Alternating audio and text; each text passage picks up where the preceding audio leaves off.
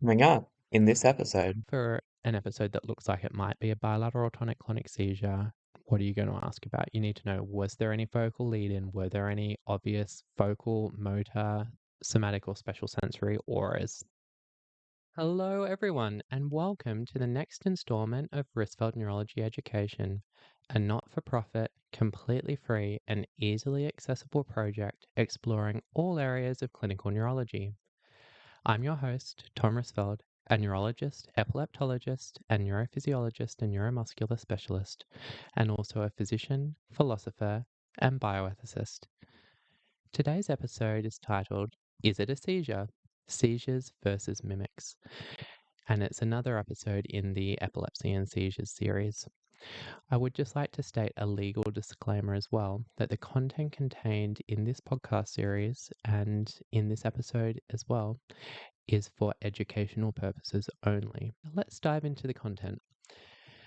So a patient has an episode and it looks like a bilateral tonic-clonic seizures. So they collapse to the ground, they're shaking, they're unresponsive. What could it be? There are a few options, but broadly speaking, there are three main contenders.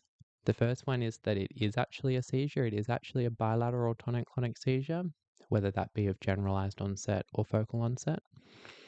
Secondly, it could be a convulsive syncope or a faint, a convulsive faint, which in turn can be broken up into either cardiogenic or non-cardiogenic causes. And thirdly, it could be a functional episode. So it could be a psychogenic non-epileptiform spell, a PNES, which is the term that I like to use. Although this is a condition that comes with many names, they're also called psychogenic non-epileptiform seizures, psychogenic non-epileptiform attacks or PNEAs, pseudo-seizures, or an older term would be a dissociative. seizure, or a functional dissociative seizure is a term which is going to be coming in the future, I understand. Personally, I don't like calling these episodes seizures because I think it's misleading, but we can discuss that either later or at another time. So just to recap, there are these three big contenders for bilateral tonic-clonic seizures: seizures, syncopes, or functional episodes, psychogenic non-epileptiform spells, PNESs.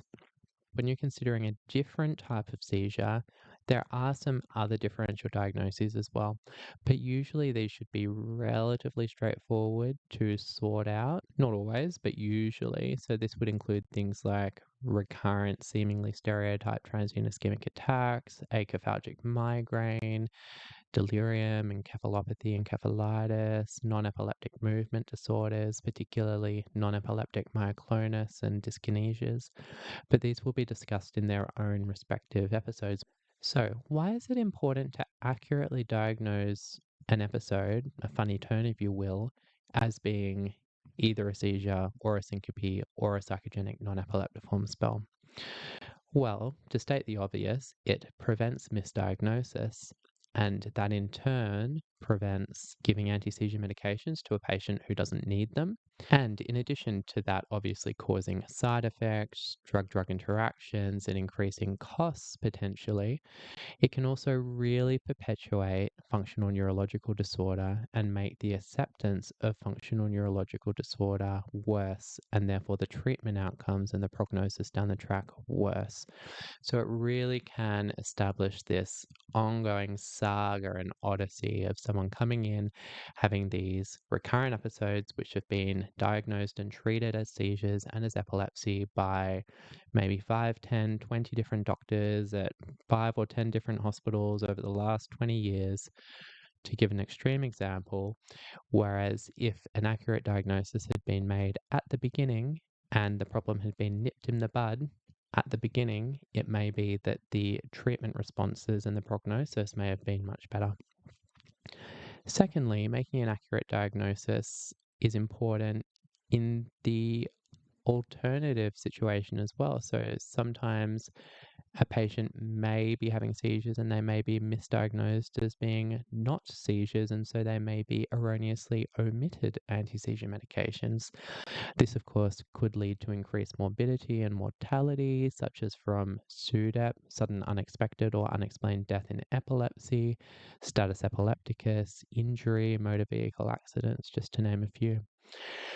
And also, having a missed diagnosis or a delayed diagnosis can also delay the investigations and the treatment for other serious conditions, particularly cardiogenic syncope, and there could be increased morbidity and mortality from these delays. So perhaps the patient, for their funny turn, maybe what they really needed was a permanent pacemaker for their bradydysrhythmia, which was missed, or maybe they needed metoprolol or amiodarone or an automatic implanted cardioverter defibrillator, an AICD, for their tachydysrhythmia, such as their ventricular tachycardia, which may have been missed and may have been the cause of the funny turn altogether.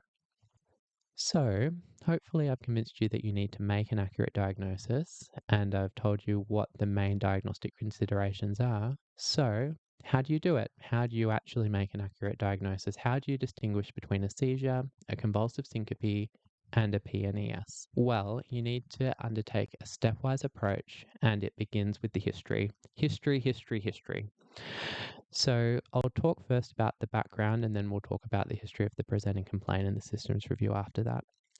In regards to the past medical history, the epilepsy risk factors, medications and allergies, and the psychosocial history, the reason this is important is we're basically determining the pre-test probability of the episode either being a seizure or a syncope or functional, and also to determine whether there may be any hints at what the underlying etiology of the funny turn or the episode is. So some examples.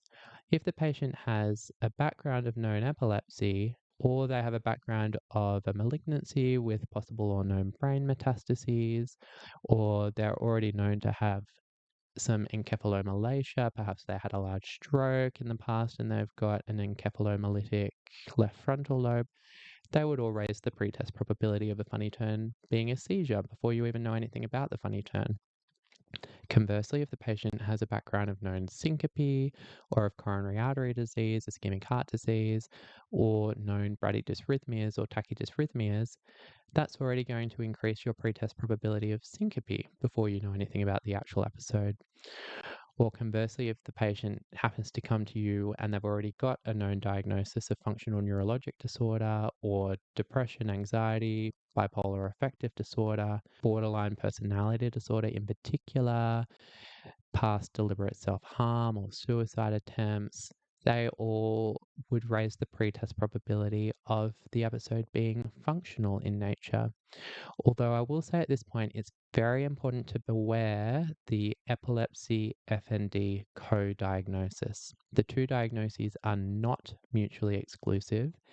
And in fact, if someone has a diagnosis of epilepsy, they're more likely to also have FND than the general population. And conversely, if a patient has FND, they're also more likely to have epilepsy than the general population. Although on the other side of the coin, you don't want to go too far with the co-diagnosis idea and over-diagnose people with co-diagnoses when they actually really only have one or the other, because that can lead you into problems as well. So you should not be scared to make a co-diagnosis if there is good evidence for a co-diagnosis, but only make it if there is truly good evidence to do so. Now, in terms of epilepsy risk factors, there's 4 that we always asked about.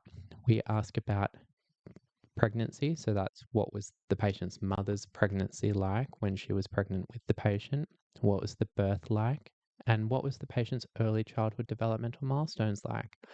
So, for example, if there were significant comorbidities during the pregnancy or there were major problems at the time of birth, maybe there was an emergency vaginal delivery or a forceps delivery or a vacuum delivery or an emergency cesarean for fetal distress, or maybe there was the risk of a hypoxic brain injury, a hypoxic ischemic encephalopathy from meconium aspiration syndrome, and then a special care nursery or an ICU, neonatal ICU, NICU admission.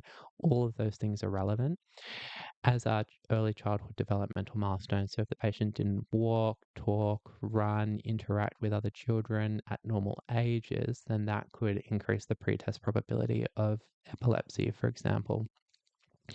Same with pediatric febrile convulsions. And it's important here to make a distinction between what we call a simple febrile convulsion and a complex febrile convulsion. So a simple pediatric febrile convulsion is one that is generalized in nature. So a generalized tonic-clonic seizure, as opposed to a febrile convulsion, which is focal and manifests with focal motor features. They need to not be too long, so less than 15 minutes in duration, and it should just be a single convulsion. There shouldn't be a cluster of multiple convulsions. Conversely, if any of those criteria are not met, so if it's a focal motor seizure or a seizure with focal components or clear lateralizing components or asymmetries, if it's prolonged, lasting more than 15 minutes, or if there's a big cluster of them, then that puts you in the ballpark of a complex febrile convulsion, and the risk of resultant epilepsy from pediatric febrile convulsions is significantly higher for patients who have had complex febrile convulsions as opposed to simple febrile convulsions. So it's important to elicit those points. Also, having lots of febrile convulsions across one's childhood is bad, and that increases the risk of developing epilepsy down the track. Specifically, febrile convulsions are thought to play a role in the pathogenesis, or the etiology, I should say, of developing mesial temporal sclerosis, particularly in the hippocampus, and that's a common structural cause of mesial temporal epilepsy, which can be drug resistant, and we see that a lot in the realm of adult epileptology. The third risk factor we always ask about when taking an epilepsy history is encephalitis or meningitis in the past. So if someone's had either encephalitis or meningitis, that increases the pretest probability of epilepsy, or of seizures, I should say. And finally, we always ask about significant head injuries or concussions. What do I mean by significant? So it's a head injury with an associated loss of consciousness or concussion by virtue of there being altered mental status, particularly if it's prolonged, so lasting, say, more than 15 minutes or more than 30 minutes. Some people are pretty strict in where they draw the line there. I don't think it's so important to be super strict, but it is very important to distinguish between something which is obviously a relatively minor head injury and is unlikely to have any relevance at all in terms of someone's risk of developing epilepsy or seizures in the future, versus an obviously significant head injury with a loss of consciousness or an obvious prolonged concussion, which is relevant in terms of risk of epilepsy and seizures in the future. In regards to family history, if someone has a strong family history of seizures or epilepsy, or a strong family history of cardiac conditions, that immediately rises the pretest probability for each of those, respectively. And regarding the social history, the psychosocial history, if someone's withdrawing from alcohol, or they've just had intoxication with cocaine or methamphetamine or other stimulants, then that could be a possible etiology for an acute symptomatic seizure. So that's important to know about as well. Of course, cocaine and methamphetamine use, cocaine in particular, can be a cause of stroke and also of myocardial infarction from coronary artery vasospasm as well. So that's a cause of, you might have heard of the phrase MINOCA, myocardial infarction with non-obstructive coronary arteries. So that's also a consideration. So just because someone's had a funny turn in the context of cocaine use doesn't mean that it's definitely a seizure, but it would be very high on your list. So let's turn to the actual history of presenting complaint now. How do you take the history of presenting complaint, and what do you need to know to try and distinguish a seizure from a convulsive syncope from a psychogenic non-epileptiform spell?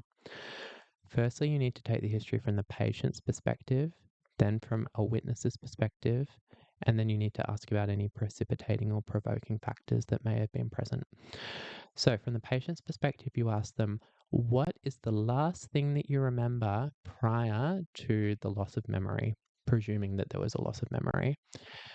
If there isn't a loss of memory, you ask them what they remember of the episode, or even if there is a loss of memory, you say, do you remember anything at all of the episode? And then you want them to tell you in chronological order what they remember. And that's important because the chronological order of symptoms is necessary to determine where the seizure, if it is a seizure, is most likely to have originated from and then spread. And it can also help to try and determine whether it's anatomically plausible in terms of symptomatic progression for the episode to have even been a seizure in the first place. And it helps to distinguish further between if it is a seizure, if it's a focal onset or a generalized onset seizure. And then you need to ask, what's the first thing that you remember after regaining memory, and when did you first regain memory after the episode? And we'll go into more detail on all of those points shortly. From the witness's perspective, again, you need to get a chronological and detailed account, and getting a witness's perspective is absolutely essential in the context of a funny turn, such as a seizure or a syncope or a PNES. The number of times I've received history from the patient and it sounded very much like it was maybe just a vasovagal syncope, and then I've gotten a collateral history, maybe over the phone, from someone who actually witnessed the episode. And I was so thankful that I bothered to do that because it was very clearly actually a seizure, or vice versa. And honestly, it's one of the most common reasons for other people, or maybe myself in the past, making misdiagnoses. If you don't take the collateral history, you don't know. More harm is done by not asking, by not knowing. If you haven't taken a collateral history when one was potentially available for an episode where a patient had altered mental status or was unconscious, you are going to have a bad time and you are going to make misdiagnoses. So please, please, please, please take a collateral history. In regards to precipitating or provoking factors, things to ask about are sleep deprivation, missed anti-seizure medication doses if the patient's already on anti-seizure medications, alcohol withdrawal, cocaine, methamphetamine, or other stimulant intoxication. All of those things may be relevant for seizures, whereas if an episode is triggered by seeing blood or pain, then maybe that would favor a vasovagal syncope. Or if an episode occurs in the context of exertion with associated chest pain and dyspnea, then maybe that would suggest a cardiogenic syncope. Or if the episode happens in the context of an obvious psychological stressor or a breakdown, then that could favor it being a functional episode. One example I can think of is I had a patient who got really stressed out because that patient's dogs were fighting with each other, and that was what precipitated a episode in her case that turned out to be a psychogenic non-epileptiform spell. However, I will say that don't overinterpret stress as being a trigger. Whilst it does suggest that it may be a PNES, this is not always the case.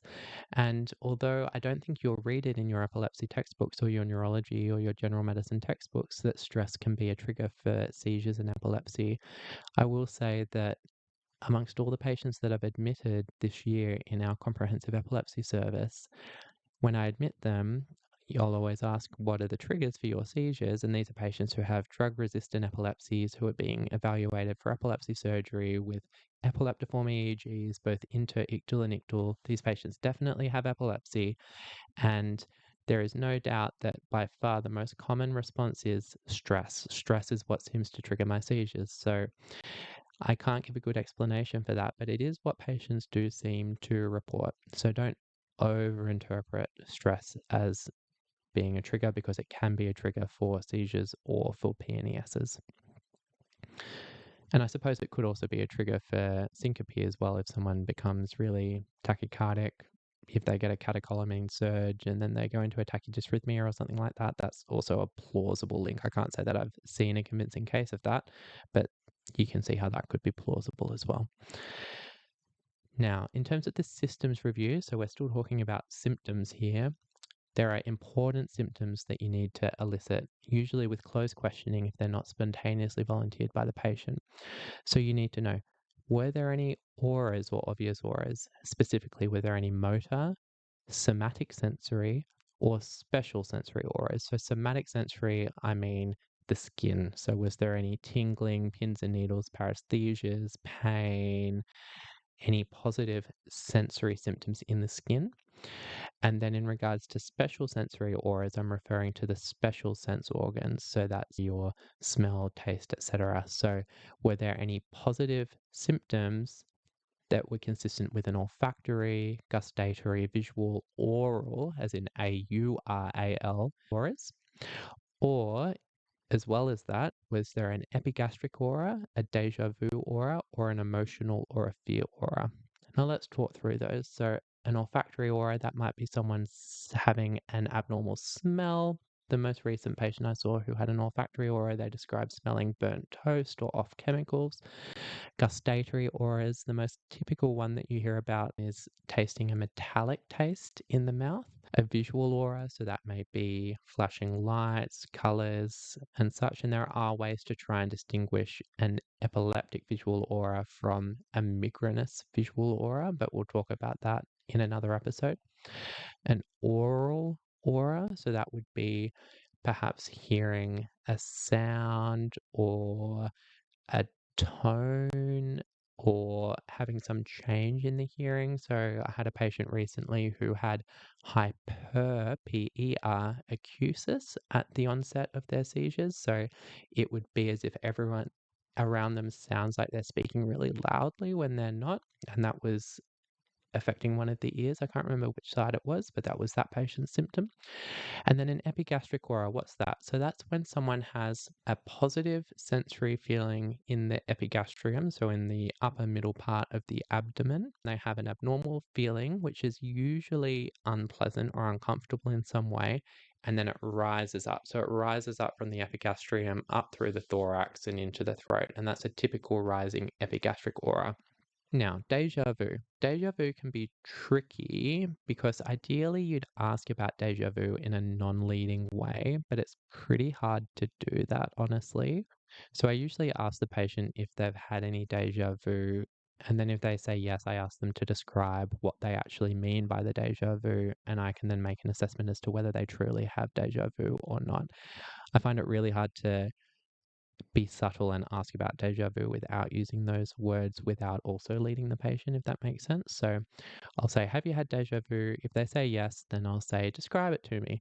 And if they describe classic deja vu, so look, I was in a place or a time and I'd never been in this place before, or I had been in this place, but I'd never been there at this time with these people around me. It was an unfamiliar environment to me, but I had this really strong feeling that actually I had been there before and I'd done this all before. I'd lived this in a dream. I'd seen it in a dream. I'd lived this in a past life. Then that's a classic deja vu. But I had this really strong feeling that actually I had been there before and I'd done this all before. I'd lived this in a dream. I'd seen it in a dream. I'd lived this in a past life. Then that's a classic deja vu. Whereas if they give kind of a vague description of something that doesn't really sound like that, then that's not a classic deja vu. You can also get other psychic phenomena which are quite interesting and can certainly be epileptic auras, especially in mesial temporal epilepsies. So autoscopia, which is the medical term for an out-of-body experience, so feeling that you're both outside of and within your body at the same time. There's a good quote from Nick Carraway in The Great Gatsby about that, although I don't think that he was having a seizure at the time, although he was partying in New York City and doing lots of naughty things, so maybe he was. And then an emotional or fear aura. So I put fear in specifically because it's usually fear. It's usually some panic or some anxiety, but it has to be panic or anxiety or some other emotion which doesn't have an obvious explanation. So If the patient's fearful, but it's because there's a massive snake in front of them, that's not a fear aura. That's just logical, rational fear in response to a snake in front of someone. Or if someone's really happy, but it's because they just won a lottery, that's not unexplained emotions. Or if there's an obvious panic attack with hyperventilation and other obvious symptoms of a panic attack, then that's also explained. But an emotional or fear aura is when there's this intense emotion which is otherwise unexplained, and that's what we're interested in there. What other questions do you need to ask on the systems review to try and distinguish a seizure from a syncope from a psychogenic non-epileptiform spell? You want to know if the patient has a history of myoclonus, particularly early in the mornings, but not just early in the mornings, it can be at other times as well. And you need to distinguish physiologic hypnic-related myoclonus, in particular hypnagogic myoclonus when someone's just going to sleep, from myoclonus which is more likely to be pathological. So when someone's waking up in the morning before they've gotten out of bed, or when they're brushing their teeth, if they have this big flinging movement and they lose their toothbrush into the mirror, that's more consistent with pathological myoclonus that could be a hint at a myoclonic epilepsy, such as juvenile myoclonic epilepsy. And you also need to know, has the patient had any true absences? So what's a true absence? So if you use that word, it's pretty common that patients will say, oh yeah, I get absences. I've had them for ages. I get them all the time. And then you get them to describe what they mean, and they're not describing an absence at all. So the way that I fish for whether someone's really having a history of absences or not, with a true absence, usually the patient either has no knowledge themselves that they're occurring, or if they do have some indication that they've occurred, the way that they know that is by being aware of losing time. So, what's losing time?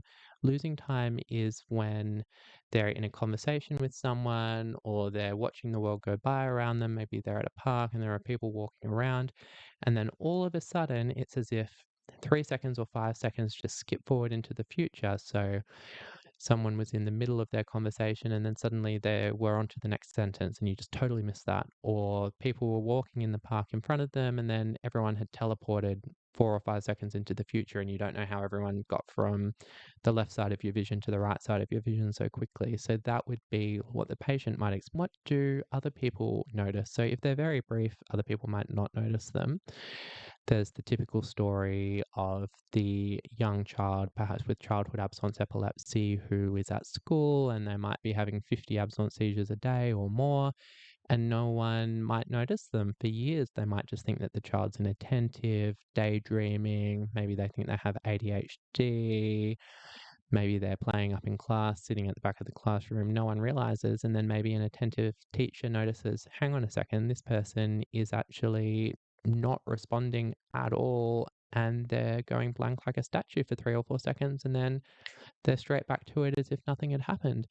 So that's what other people may witness. So you ask about very brief episodes of behavioral and speech arrest. Does the patient look like they're just a statue, as if the lights are on but no one's home, is an expression that I sometimes use and that patients sometimes use. So that's the sort of way that an absence might look to another person. And then there should be a very quick onset. So it shouldn't be like a gradual build up into it. It should just have a quick onset. And then similarly, a very quick offset. They should just be completely back to normal immediately after the absence stops. There shouldn't be like a gradual post-ictal period with confusion and disorientation for 10 minutes or 20 minutes. That's not what happens in absences. You also need to ask about any cardiac symptoms. So, was there any chest pain, palpitations, dyspnea? So, all of these things would favor the episode being cardiogenic in nature, maybe a syncope as opposed to a seizure. But again, you need to keep an open mind because you can get some of these symptoms in seizures as well, or in psychogenic non epileptiform spells, particularly palpitations. So, if you're getting autonomic symptoms with your seizures, depending on the part of the brain that the seizure is spread to, if you're getting autonomic symptoms, especially if it's getting into, say, some of the limbic structures, then you can get palpitations, and that's something we often see. And when we're reviewing ictal EEG traces in our pre-surgical epilepsy conference meetings and we're looking at the seizure, often someone will say, did the heart rate do anything? And then everyone looks down at the ECG trace and then notice, oh yeah, actually the heart rate was 60 before the seizure and then it jumped up to 130. And that can actually be a telltale sign sometimes. So that's just something to be mindful of. But obviously, if someone has cardiac risk factors and then they have what sounds like an acute coronary syndrome with chest pain, or they have what sounds very much like a bradycardia or a tachydysrhythmia, and they have palpitations and they're dyspneic and then they have a collapse, that would more be in favor of it being a cardiogenic syncope as opposed to it being a seizure. And then you want to ask about any symptoms on the systems review that might point towards it more being a psychiatric syndrome, a functional syndrome. So were there any features of it being a panic attack? Was there any hyperventilation? Was there fear that was panic attack type fear? Was there diaphoresis? But again, that can mimic autonomic involvement in a seizure. Are there any psychotic features? Is there paranoid delusions, hallucinations, formal thought disorder? Is the patient manic or hypomanic? But again, you need to exercise a bit of caution there as well, because usually patients with functional neurologic disorder and PNESs, they're not typically patients who have schizophrenia and psychotic disorders, and actually some causes of acute symptomatic seizures could, for instance, be in the context of an infective or a limbic encephalitis, which can co-manifest with psychotic features. So again, you need to maintain an open mind. And if someone did have psychotic features, but they were also having episodes that seemed to be seizures, then that's a major red flag that you may be dealing with, for example, an infective or an autoimmune encephalitis. So I said earlier that you need to elicit this chronological account of exactly what happened from the patient and then from the witness. In this chronological account, what do you need to ask about?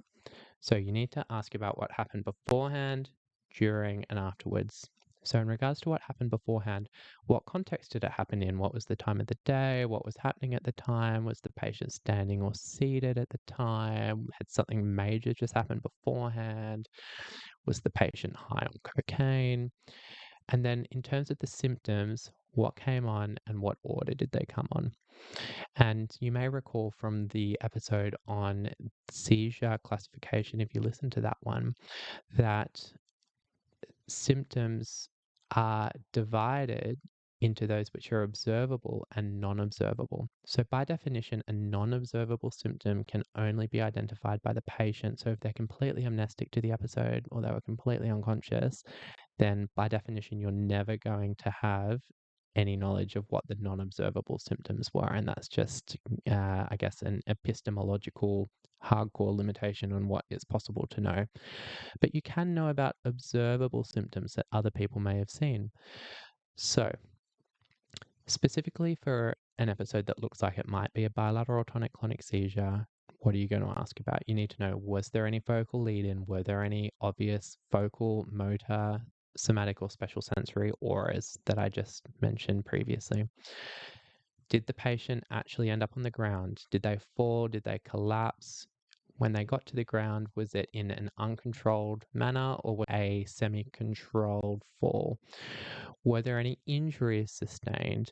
This can be quite a useful one, and in particular in regards to specific types of injuries sustained. So you can definitely injure yourself with a syncope, and you can also injure yourself with a psychogenic non-epileptiform spell. But I would say that really significant injuries and then some particular specific injuries do favor it being a seizure. And the two really classic ones are a posterior shoulder dislocation and also vertebral fractures. So if a patient's had an episode with a collapse and they've had a posterior shoulder dislocation or vertebral fractures, that's quite suspicious or suggestive that the episode was a seizure. It's not pathognomonic. If you have an elderly patient with heart block and osteoporosis and they have a fall, you can have a vertebral fracture from that. But it does, on the whole, favor seizures. I've also read about and seen some patients who have reported burst capillaries on the face and on the chest wall, and that's also said to be often seen, not often seen, but suggestive of seizures if it is present. One really, really important point to elicit is, was there a tonic phase? That's really, really important. Was there a tonic phase? And did it happen first? And was it then followed by the clonic phase? Or in other words, was there a tonic to clonic progression? And that is suggestive, quite strongly suggestive of a seizure, as opposed to some other types of episodes where you might not have that clear tonic to clonic progression. Another important question to ask, although it may be difficult to get a clear answer or an accurate answer, is, was the positive motor component, the jerking that the witness reports, was it truly clonic or was it just a tremor? Because tremulous movements might be more likely to be consistent with a convulsive syncope, whereas true sustained clonic activity might be more consistent with a bilateral to tonic-clonic seizure. But you need to take that with a grain of salt because there is overlap, and also family members are notoriously bad at distinguishing the two.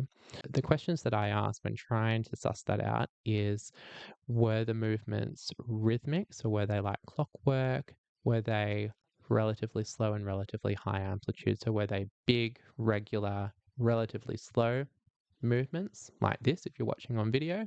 Well, it would be weird to have clonus just affecting wrist flexion and extension, so that's probably not actually a good example. But what I'm trying to say is it rhythmic, relatively low frequency and relatively high amplitude and pretty dramatic, which sounds more like clonus?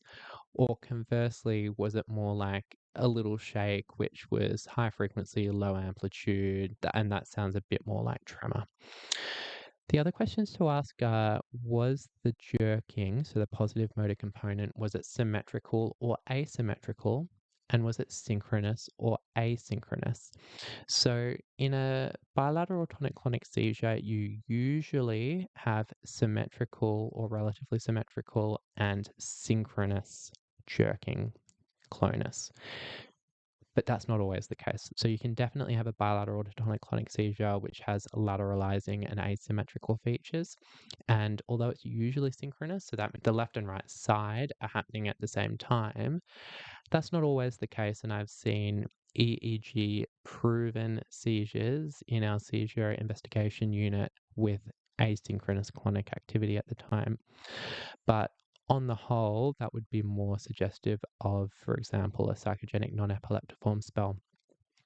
And if there was a migration in some of the symptoms, whether they be motor in particular or sensory symptoms, you want to know, was there a Jacksonian march that makes anatomical sense? So did it start in one area of the body and then progress to the next area of the body, which makes sense in terms of the homunculus in the primary motor and the primary sensory cortex of the pre and postcentral gyri, respectively? So is it going from one part of the upper limb to an anatomically adjacent part of the upper limb?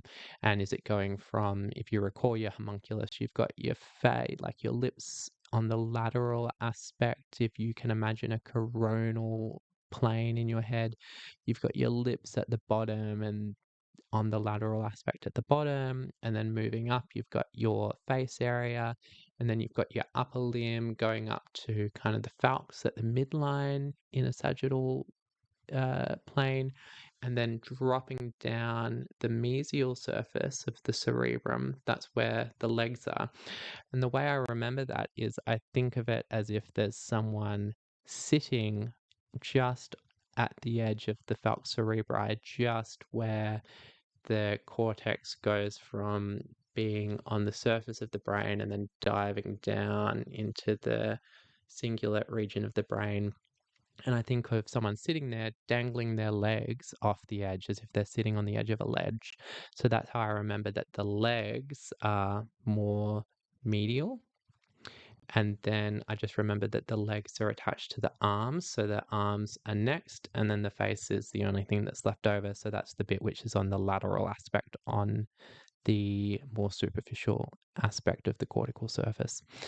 So, for instance, if someone said that they had motor activity in their foot and then it suddenly jumped to their lip, that's a bit weird, isn't it, anatomically and based on our homunculus? How are you getting from the deep aspect of the medial surface of the cerebrum adjacent to the falx, right down in the depths of the brain? How are you jumping from there to the lateral aspect of the superficial cortex and bypassing everything in between? It doesn't make a whole lot of sense.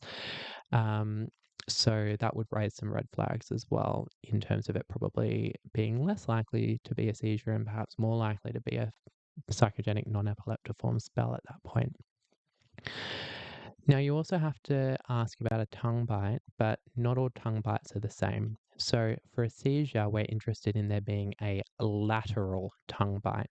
Whereas if someone bites the middle of their tongue or the tip of their tongue, that does not have discriminating value in terms of discriminating between a seizure and a seizure mimic. We always ask about urinary incontinence just as a matter of routine, but studies have actually shown that urinary incontinence does not have good discriminating value, and it does not actually discriminate between a seizure, a syncope, or a psychogenic non-epileptiform spell. So you could actually argue that you could probably just not bother asking about it because it kind of is a waste of time, honestly, because it doesn't discriminate. But as a matter of habit, we all seem to ask about it anyway, and I still do. It's also interesting to know if there was an ictal cry or an ictal grunt at the beginning of the episode, because sometimes when a patient has a bilateral to tonic-clonic seizure, they get that tonic phase, and it doesn't just affect the limbs, it's affecting the thorax, the axial body, not just the appendicular body. And so you get this like forced expiration. So you can get this kind of grunting, crying, expiring type of sound, and that can be very characteristic of a bilateral tonic-clonic seizure, as opposed to someone who's kind of screaming or yelling or having other types of crying and hyper vocalizations, which is not your classic ictal grunt or ictal cry, and that may be more suggestive of, say, a psychogenic non-epileptiform spell, or it could be a different type of seizure potentially. So, other things you need to know, and this is sometimes forgotten about, but was there an apnea? Was there an irregular breathing pattern? And was there any color change? If a patient goes pale, that is not suggestive of a seizure, and that's more suggestive of a syncope. Conversely, if someone becomes cyanotic, whether that be central cyanosis around the lips and in the mouth and on the tongue, or if it's a more general cyanosis, or if there's erythema, so if there's facial erythema, so cyanosis or erythema, they are the color changes which are more consistent with a seizure. It's also really important to know what were the eyes doing. So were the eyes open or closed? It's more common for the eyes to be closed in functional presentations and more common for the eyes to be open in seizures. But this is just a rough rule of thumb and should not be depended on in isolation. I've seen a number of confirmed seizures in patients in our seizure investigation unit with surface EEG positive seizures with the eyes closed, for example. So don't over rely on this. If the eyes are open, or if the eyes are closed, but you're fortunate enough to be in the room at the time the episode's happening, and so that you can passively lift the eyelids to see what the eyes are doing, it's very important to know, are the eyes deviated? Is there forced eye deviation? Or in other words, is there eye version to one side? If there is eye version or forced eye deviation to one side, for example, to the left or to the right, this is strongly suggestive that the episode is a seizure as opposed to a syncope or a psychogenic non-epileptiform spell. And in a seizure of focal onset, typically the eyes move in the direction contralateral to the side that the seizure originates in. And of course, the motor manifestations in the arms and the legs, if they exist, are usually also contralateral. So what that means is that the eyes typically move in the same direction as the motor activity in the arms and the legs. This is the opposite of what is typically seen in most strokes, where usually the eyes, if there is eye deviation, the forced eye deviation is typically ipsilateral to the side of the stroke in the brain. Whereas, of course, the motor deficits in the arms and the legs are classically contralateral to the side of the stroke in the brain. So in a stroke, there's usually a discord between the direction that the eyes are pointing in and the side of the body that has the hemiparesis or the hemiplegia. So for example, if you see a patient with a right hemiparesis and forced eye deviation to the left, that's really concerning for a left-sided stroke. Whereas if you see a patient that's got positive motor activity on the right arm and right leg and they have forced eye deviation to the right, that's suggestive of a seizure somewhere in the left frontal lobe, affecting the eye fields and the motor strip. So the precentral gyrus in the left, which is then affecting the right side of the body. You can get this concept of right way eyes and wrong way eyes in stroke medicine in particular, but that's a much more advanced topic that we'll discuss in one of the upcoming stroke episodes. It's important to know about head version as well, not just eye version. If there are lateralizing features present, you need to know, are the lateralizing features anatomically consistent? So if you've got a patient who's got right arm jerking and left leg jerking, that doesn't make a lot of sense. Or if you've got a patient that has bilateral lower limb jerking, that also doesn't make a lot of sense.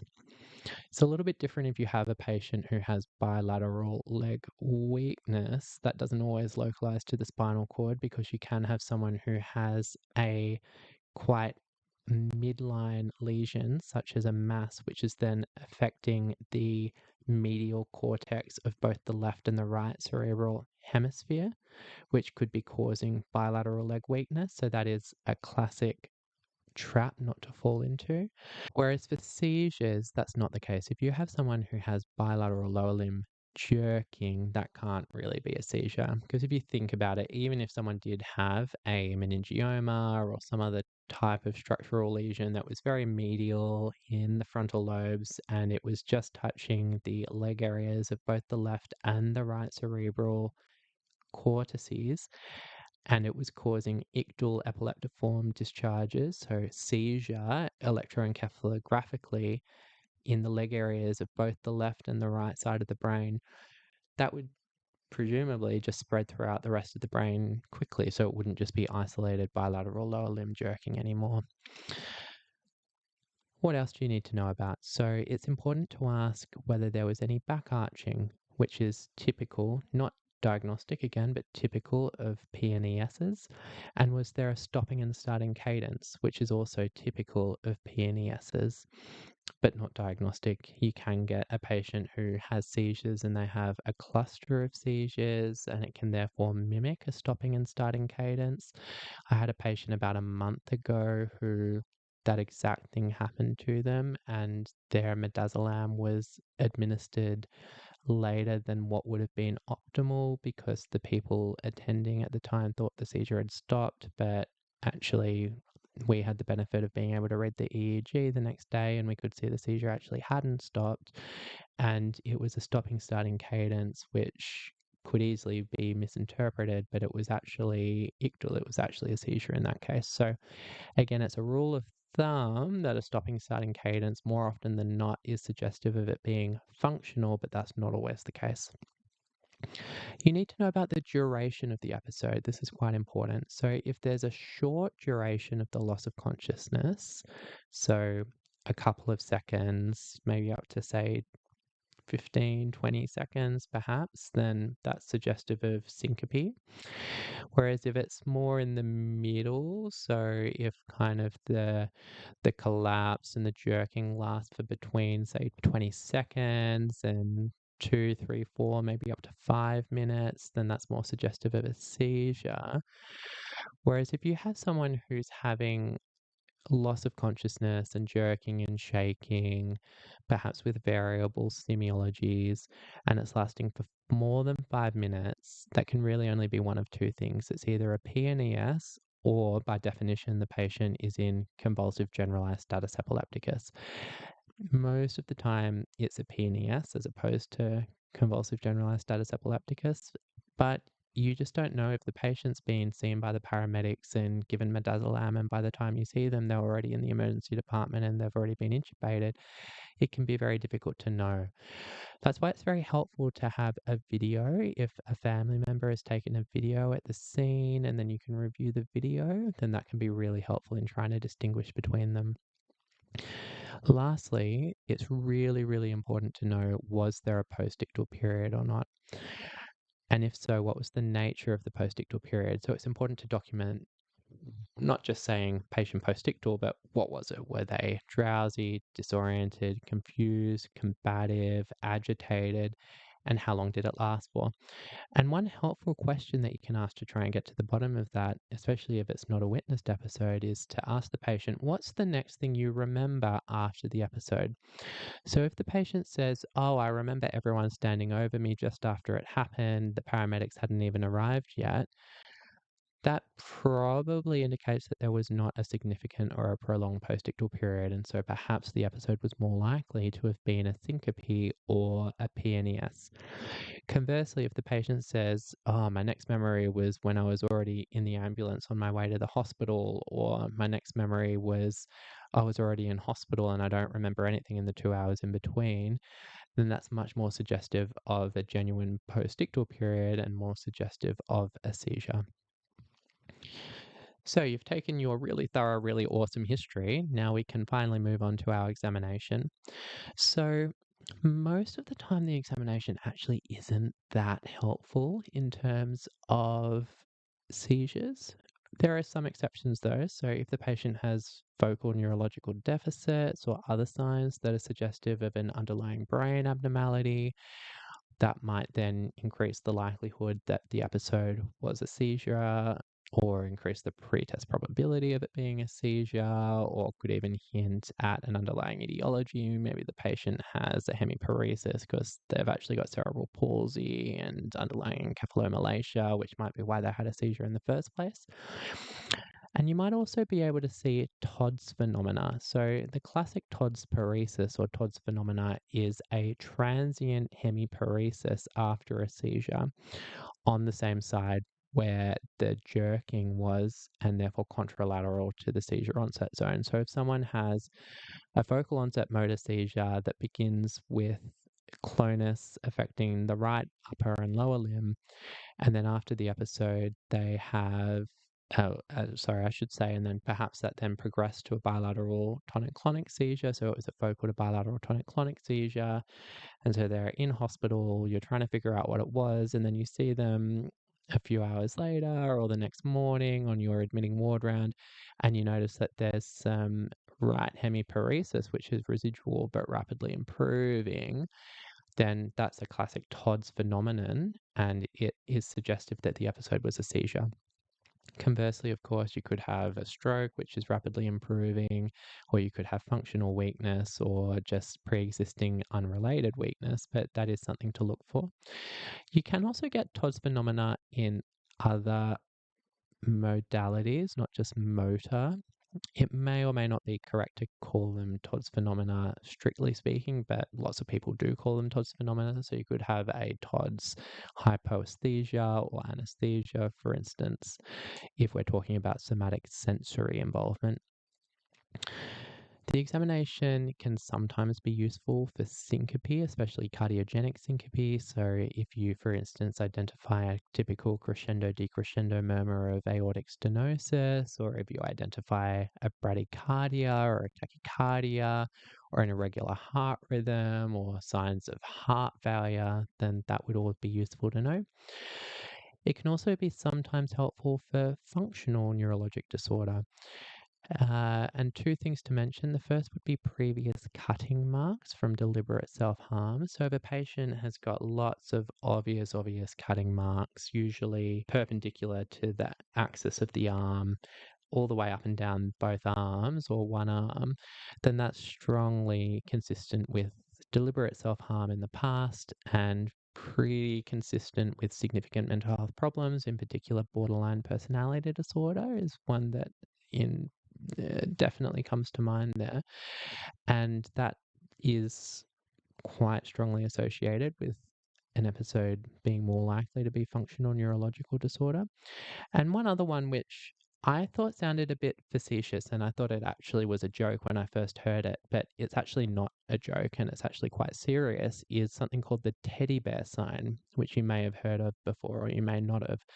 So the teddy bear sign is when a patient has a teddy bear with them. So they came into hospital and they brought a teddy bear, or you see them in clinic and they have a teddy bear. And this is referring to adults, of course. So it's not abnormal for a child to have a teddy bear with them. But if you're seeing an 18-year-old or a 25-year-old or a 40-year-old and they're in hospital and they have a teddy bear with them, that's not a typical thing that a person who doesn't have a psychiatric illness or doesn't have functional neurologic disorder, that's not something that is normal behavior that we would normally see. And I'm using normal in a non-judgmental way. I'm using normal in an epidemiological sense, in a statistical mathematical sense. If you go into a hospital ward, you're not going to see many teddy bears on the cardiology ward or on the respiratory ward. But if you go to an epilepsy unit where someone's being evaluated for possible psychogenic non-epileptiform seizures, or spells, I should say, you're going to see more patients who are adults who have teddy bears with them. And it's actually one of the stronger signs in terms of the predictive value for an episode being a functional episode. So a PNES and functional neurologic disorder. That being said, even the teddy bear sign is not infallible. And I have seen a patient who had a positive teddy bear sign who I was almost sure would turn out to have psychogenic non-epileptiform spells, and then they had EEG proven seizures. So you can't even trust the teddy bear sign in isolation. Investigations. So sometimes they will have already been performed, sometimes they won't have been, but investigations to consider are an EEG and what previous EEGs have shown either during episodes or in between episodes, neuroimaging findings, particularly an MRI brain epilepsy protocol, and that basically includes fine slices through the mesial temporal structures. It usually includes coronal sequences through the same structures, and it's ideally performed on a 3 Tesla MRI. Although you have to take what you can get, and if you can only get a 1.5 Tesla, then that's obviously much better than nothing. If you're considering a brain tumor or an inflammatory or an infective process, then gadolinium would be indicated. If you're looking for, say, a focal cortical dysplasia, they're very easily missed. And so having good fine slices on a 3 Tesla machine to have a really good look for subtle focal cortical dysplasias is important. Other neurological investigations may be relevant. So a CSF, if you're thinking about an inflammatory or an immune or even a malignant process in the central nervous system, genetic testing if it's indicated. Cardiac investigations may well be indicated. So an ECG certainly, and perhaps prolonged cardiac telemetry, either in the inpatient setting or the outpatient setting with either a Holter monitor or a prolonged external event recorder. In Australia, one of the companies that offers that service is called HeartBug, or in some instances, even an implanted loop recorder, a transthoracic echocardiogram, and if you're concerned about coronary artery disease and acute coronary syndromes, then some form of anatomical coronary evaluation or functional coronary evaluation. In terms of investigations for psychiatric conditions, I guess it's maybe a bit of a stretch to call them investigations, but there are formal questions that comprise psychiatric scales and psychiatric testing. So that's neuropsychology assessments and often also involved in neuropsychiatry assessments. Technically, that's more history rather than investigations, but sometimes it's bundled up with the investigations. So I've just given you a lot to think about. hopefully I haven't overwhelmed you. And so what I'd like to do now is try and put it all together. So I've just suggested maybe 30 or 40 different things to look at to try and determine whether an episode is more likely to have been a seizure, a syncope, or a PNES. And I've given examples a lot of the time where one factor may be suggestive or strongly suggestive of one of the three, but it's not infallible, and there are exceptions that make the rule, and lots of them are rules of thumb, but you can't really rely on any one of these components of the history or the examination in isolation. So it's really about putting the puzzle together to determine which is the most likely. And the analogy that I really like to use here, that I have never heard anyone else suggest, but I think it's a good analogy, is it's basically like performing a fluid balance assessment. When you perform a fluid balance assessment, similarly, you cannot make an accurate assessment of fluid balance on a single parameter in isolation because there are exceptions to everything that you're looking at. So in terms of doing a fluid balance assessment, the things that you're looking at, if it's not something that you're familiar with, is you're feeling the pulses to see if there's a strong radial pulse, you're assessing capillary refill time, you're looking at the jugular venous pressure, the JVP, to see if it's elevated or not, you're looking at the tongue and the lips to see if there are moist mucous membranes or not. I don't usually test for skin turgor because that's been demonstrated not to be a reliable sign, but a lot of older techs and other clinicians may test for skin turgor, and it's more useful in the pediatric setting. You would auscultate the lung fields to see if there's any bibasal crepitations suggestive of pulmonary edema, or any reduced intensity of breath sounds and dull percussion suggestive of pleural effusions. You would examine the abdomen to look for any shifting dullness or distension, potentially consistent with ascites, and you would palpate the lower limbs to see if there's any pitting pedal edema in the legs bilaterally. And it's also helpful to know the patient's weight, and if you have a fluid balance chart, to accurately measure fluid in and fluid out. And if you've even got investigations, and you can do echocardiograms and look for collapsibility of some of the great vessels, which I'm not going to talk about more because I'm not an intensivist and I'm not an expert in that area, but I believe they talk about collapsing of the vena cava, I think the IVC, I might have gotten that wrong, but in any case, the point I'm trying to make is to do a fluid balance assessment, you have to do these 10 things or so. And you can't rely on any of them in isolation. So it's possible to be hypovolemic, but despite that, to have an elevated JVP if someone had a jugular vein thrombus proximal to the site of elevation. Or conversely, it's possible to have a hypovolemic state and to have bibasal crepitations if the crepitations are actually being caused by atelectasis or something that is not pulmonary edema. Or conversely, it's possible to be actually volemic, but to have a dry tongue if the patient is experiencing the side effects from anticholinergic medication. But if you do a thorough fluid balance assessment and you do all 10 components and all 10 of them are concordant and they all tell you that the patient is hypovolemic, then they probably are.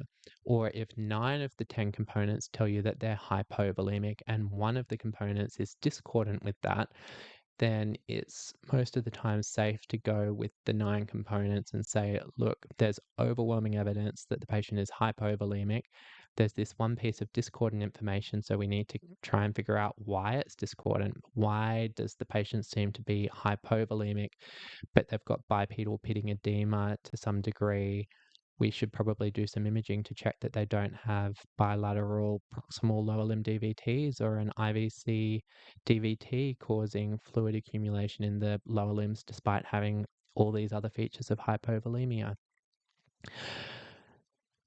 So the reason I brought up the fluid balance assessment is taking a seizure history and an epilepsy history in trying to distinguish a seizure from a syncope from a PNES is exactly the same thing.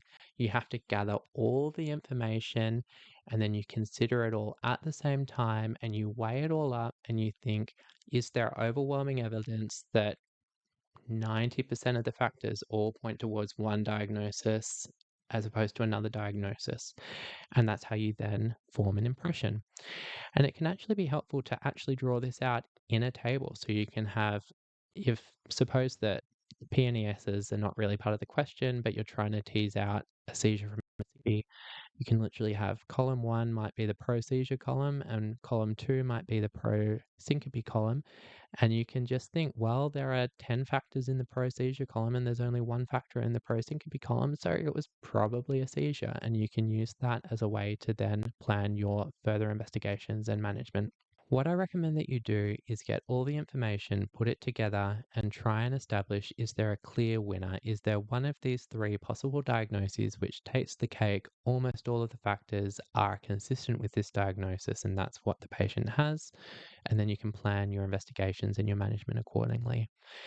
However, the reality is that even though that's what happens most of the time, it doesn't happen all the time, and sometimes there just isn't a clear winner. Sometimes you get all your factors, you weigh them up, and it's about a 50-50, and you're just not sure whether it's a seizure or a syncope. Sometimes you just don't know despite your best efforts, and sometimes there might be limited information, and so you're basing your assessment on limited information. And that's not your fault or your shortcoming as a clinician or as a neurologist. That's just the reality of the matter. That's just the nature of clinical neurology, and it's the nature of epilepsy. And in terms of the patients that we admit to our seizure investigation unit, about half of our admissions are pre-surgical evaluation admissions. So that's patients that we're almost certain have epilepsy, drug-resistant epilepsy, and we're trying to evaluate them for epilepsy surgery. But the other 50% of the admissions are what we call diagnostic admissions, and that's essentially when we're not sure if the patient has seizures or whether they're seizure mimics. Usually, almost always, the mimic would be psychogenic non-epileptiform spells in that instance. So what we do is we admit them and we try and capture some seizures on EEG to try and get to the bottom of it. So you can only do what you can do, and you do your best and you get to the diagnosis most of the time. But if you don't get there, then that's okay. And there is another step that you can take. And it's also important to recognize that misdiagnosis of psychogenic non-epileptiform spells as epilepsy is one of the common reasons for apparent drug-resistant epilepsy as well. We see that not infrequently in our units. So we might have someone who has had epilepsy for 6 years. They're on 6 anti-seizure medications and they've been tried on 4 others in the past, and they've got this super drug-resistant non-lesional epilepsy. And then it turns out that it's not epilepsy and it never has been epilepsy, and it's been FND all along. But sometimes it's hard to know. So this is just a brief example table for a fictional patient that I've drawn up. I'll just walk you through it quickly. So this patient, I've got favors seizure in the first column and favors syncope in the second column. So in the favors seizure column, I've got the patient had a nictal cry, there was a tonic-to-clonic progression, there was a lateral tongue bite, there was a postictal period, there's a family history of epilepsy, and the patient was sleep deprived the night prior. Whereas in the favors syncope column, I've got a relatively short duration and a family history of premature coronary artery disease. So in the above example, you can see that the factors for seizure clearly quite strongly outweigh the factors in favor of syncope. So the probability says that the episode was probably a seizure and it probably wasn't a syncope. And so you can use that information to guide your diagnosis and your management and your investigations.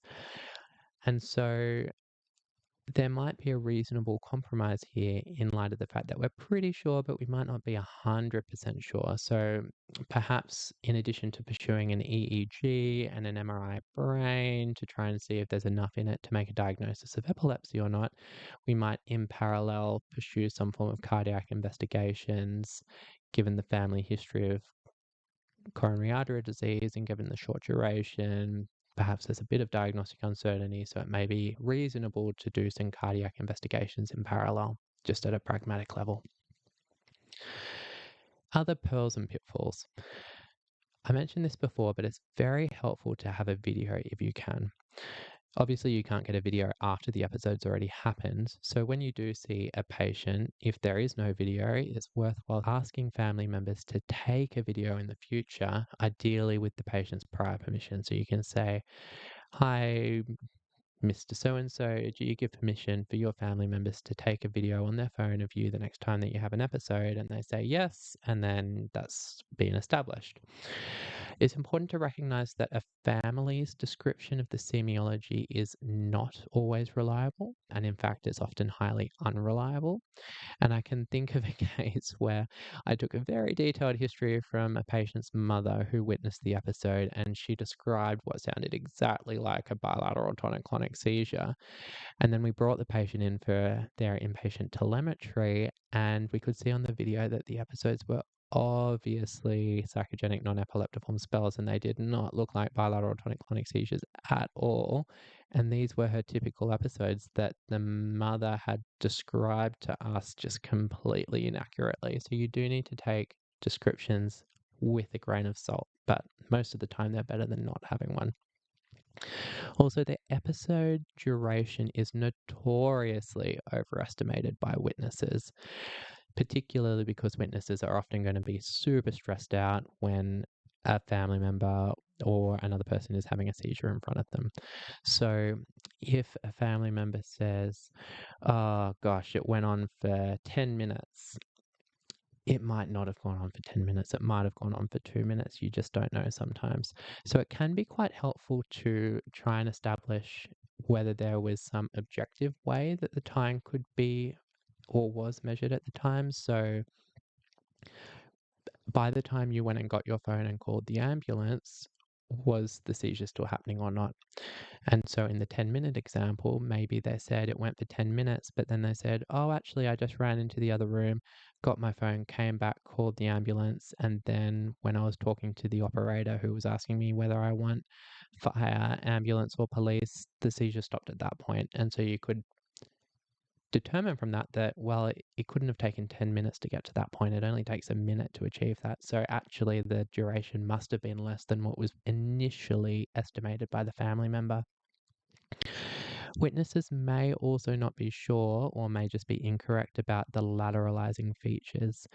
So sometimes they get left and right confused, and I've seen that not uncommonly as well. So they might say, "Oh, yeah, the head was deviated to the left side," and then we bring the patient in for video EEG and they have 40 seizures in a week and the head goes to the right every single time. So it's important to ask about all these things from witnesses, but you do need to take it with a grain of salt because often the witness is going to be stressed out, they're not medically trained, and they can make mistakes or estimate things incorrectly.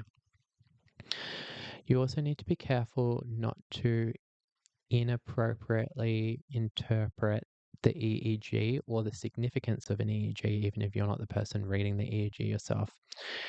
And the most important point to make here is that a normal EEG, which does not capture a clinical episode, cannot exclude seizures or epilepsy. And this is probably the single most common misperception amongst patients and a lot of doctors.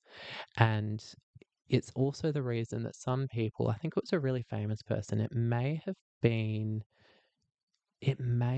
Davidson, but don't quote me on that. There's a famous medical person that called the EEG the most abused investigation in all of medicine for that very reason. So just because someone had a seizure 7 days ago and then they get a 20-minute routine EEG and it's normal, that does not mean that the episode was not a seizure and that it was actually a syncope, because the absence of interictal surface EEG discharges or even intracranial EEG discharges for that matter does not exclude epilepsy. It's much more helpful if you have an EEG recording whilst the patient actually is having an episode. But that's hard to achieve with a routine 20-minute EEG. You might get lucky, It's easier to achieve if you have a prolonged recording, like an ambulatory outpatient recording or an inpatient video recording. But even then, it's not foolproof. So it does exclude some forms of seizures. So it excludes a generalized absence seizure. So a generalized absence seizure has generalized 3 hertz spike and wave, and it's unmissable. So if the patient has an episode in front of you and there is no 3 hertz generalized spike and wave happening at the time, then you can confidently say that that episode was not an absence seizure. Similarly, there should be a surface EEG ictal correlate for practically every bilateral tonic-clonic seizure, whether that be of generalized or focal onset. You should see something if the patient is having a proper bilateral tonic-clonic seizure. However, it does not exclude all other types of seizures, especially myoclonic seizures, which are notoriously surface EEG negative at times, or little epileptic myoclonic jerks, I should say, but also focal impaired consciousness seizures or focal preserved consciousness seizures. And the number which is often quoted is that approximately 6 to 10 centimeters squared of surface cortex needs to be depolarizing in unison with repetitive discharges for the surface EEG to be able to pick up on that signal. So a small focal ictal area, which is less than that size, or an ictal focus which is deep in the brain, not near the surface, by the time it gets through volume conduction and gets through all the other tissues in between and actually makes its way to the electrodes on the scalp, it may have been so diluted, but by the time it gets there, the surface EEG just cannot pick up the signal. It can't identify the signal from the noise, and so you don't see a surface EEG abnormality. Regarding the 6 to 10 centimeters squared figure, that was initially derived from cadaver studies, and some people have debated exactly how accurate the specific numbers are. But the fundamental point remains, which is that a small area of cortex often does not generate a surface EEG change. And even something like epilepsy partialis continua, so your classic focal motor status epilepticus, perhaps in the context of a brain lesion, that often, about 50% of the time roughly, doesn't even show surface EEG ictal changes either. So it's very helpful to have an EEG when the patient is having a clinical episode, but it isn't foolproof either. Then in terms of the person reading the EEG, EEGs can also be overinterpreted or underinterpreted erroneously. So a non-epileptiform rhythm could be misinterpreted as being epileptiform, whether that be interictal or ictal. And conversely, sometimes people miss seizures or they miss interictal discharges when they're there as well. So we're all human and mistakes are made sometimes as well. So you just have to be open to that possibility as well. A few more points to make in regards to the co-diagnosis of these 3 big players. So regarding epilepsy versus functional neurological disorder, these are not mutually exclusive and they can happen together. And as I mentioned earlier on in the episode, patients with epilepsy are more likely to have PNESs than the general baseline population, and patients with PNESs are more likely to have epileptic seizures and epilepsy than the general baseline population as well. And presumably this is because of quite a complex bidirectional relationship and interplay of factors present here. But as I mentioned before, by the same token, don't be too quick to land on the diagnosis of a co-diagnosis, because you do still need to clearly substantiate both diagnoses in order to make the co-diagnosis, because there are important management implications in either case. So if someone clearly has FND and PNESs, you want to be fairly confident that there truly is intercurrent epilepsy before you put that person on an anti-seizure medication, for example. Now, moving on to the co-diagnosis of cardiac dysrhythmias and seizures. So, seizures, especially convulsive status epilepticus, can lead to potentially fatal bradydysrhythmias or tachydysrhythmias. And this is especially true towards the end of the seizure or in the immediate postictal period. And it's also thought to be one of the key mechanisms underlying SUDEP, sudden unexpected or unexplained death in epilepsy. And there are cases where sometimes patients have seizures leading to bradycardia or asystole, and that may actually be an indication for permanent pacemaker insertion. And you could say, well, why don't you just fix the seizures? Why don't you just fix the epilepsy? Then you don't need the pacemaker. And that's all very well and good, but unfortunately, we can never absolutely guarantee that we'll be able to control the seizures and the epilepsy. So if someone's had asystole in the context of a seizure, that's a pretty strong indication for a pacemaker, and most of our cardiology colleagues would be agreeable with that. Now, I was planning to talk about the difference between sleep-related hypermotor epilepsy and physiological arousals from sleep and parasomnias, but I fear that this episode is dragged on a bit, so I'm going to actually break that up into the next episode. So I think we'll call it there for now. Thank you so much for tuning in. I hope that you've learned something and that it is useful in your ongoing education. Please like, comment, and subscribe. Visit our website at rneurologyeducation.org for all of our media formats in one place and all of our additional content. Find our video presentations on YouTube and our audio podcasts wherever you listen to your podcasts, and join us on your preferred social media platforms, all located at R Neurology Education, with the exception of X, which is at R Neuroeducation, or email us at contact@rneurologyeducation.org for any questions or queries that you may have. And for all of them, that's R as in the letter R. And that's it for today. From cortex to curiosity, this has been Risfeld Neurology Education. Until next time, keep calm and synapse on.